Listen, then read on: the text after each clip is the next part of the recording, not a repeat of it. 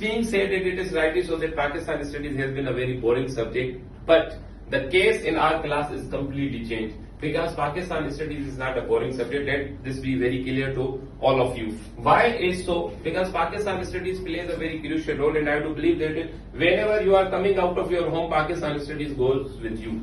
And I do believe that it is not a separate discipline, but it is an emotion and it is a sentiment. So you need to keep a touch with it. So today we will be discussing about whatever the topic you suggest, or may I, sir? It's up to you. Okay, let's suppose I will deliver a lecture on All India Muslim League. But before going deeper into that, do you know why political parties are formed?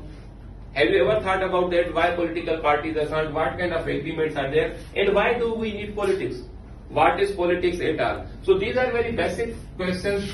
Before discussing that, I had made that very clear to you in our previous lectures. At the time of Bengal partition, we were discussing all certain things. So this lecture is connected to that of our previous lecture. I had told you 3 points that you need to keep in mind. History is all about interpretation that you need to keep in mind. Okay. And other than that, the very basic thing is connectivity. If you do not connect the ideas together, you are going to fail that. Third thing is that, especially that is applicable in context of political history of Indian subcontinent, that is political geography.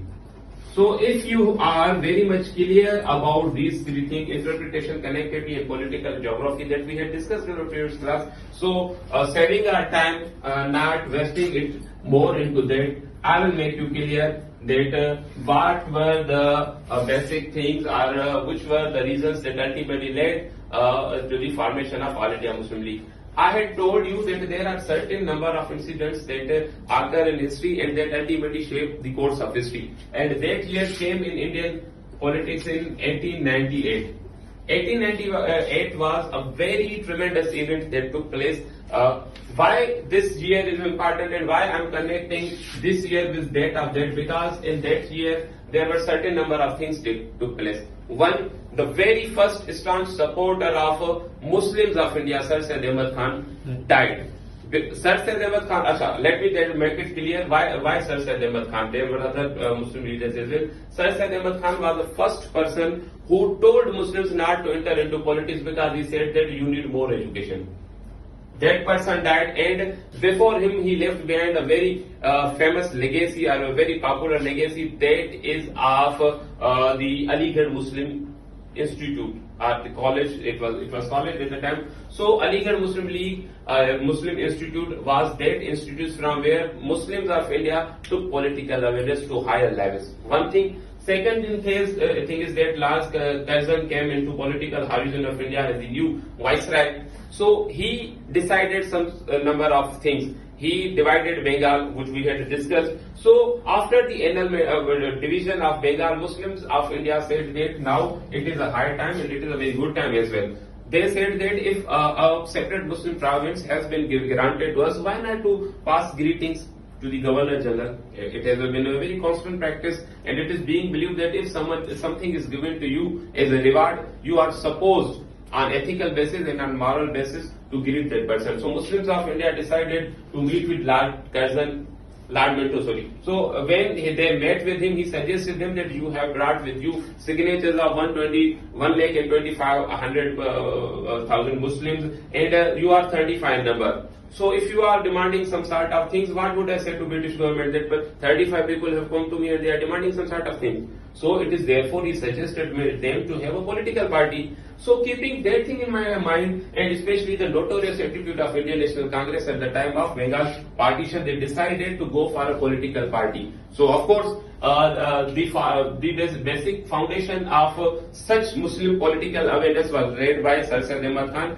and this is the reason Muslim League was formed at the time when Mohammedan Educational Conference took place in Dhaka back in 1906. There Muslims decided that we must have a political party. Okay, they formed this political party, but of course, as I had told you in my previous lecture, we were discussing all such things basically, that why political parties are formed. There must be a manifesto. So it was obvious that All India Muslim League was going to have its own manifesto. So they decided that what manifesto they should serve. there were certain number of things that they kept in mind. Let's suppose they said that we will work for the political betterness or betterment of Muslims of India. Second thing is that they said that we will try to get maximum number of share in jobs, in the bureaucracy, in then they said that there should be a separate electorate for Muslims of India, because we should know, or we must know, not should, but we must know one thing, that is the demographic outlook of India. Muslims were only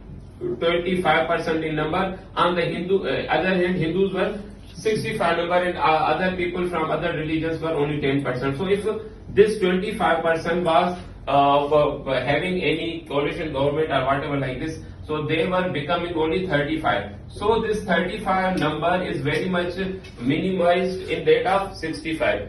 This is therefore, Sir Syed Ahmad Khan had categorically said that the idea of Western democracy is not workable in India, because Muslims along with other religions in India, they were forming only 35%. So what do we have Western democracy? Majority is authority. So Hindus were in majority, so in that very context, Muslims were not going to form or make their government. Keeping that thing in mind, they demanded separate electorate. And yes, this demand is supported, or this demand is justified in multiple contexts, because after the Boer War of 1899, British government in South Africa had decided separate electorate on the basis of racial discrimination. So this is therefore Muslims said that if they could announce such kind of things in South Africa, then why not in India? So this is therefore they demanded that separate electorate should be granted to us. And of course, Britishers were giving favor to us. They were very loyal to us at the time, because they granted us a promise. This is therefore we, in our fourth point, said that we will remain loyal to the Britishers. So this was our manifesto, and this organization, which was founded in 1906, but its politics was so much balanced, so much structured, that ultimately within a short span of time we had a very separate Muslim state in the world that came to be known as Pakistan. So this is all about our lecture today. So now if you have any question, you could ask, that the query you come across or whatever the confusion you have, you could ask and we could discuss it further. Thank you so much. Right.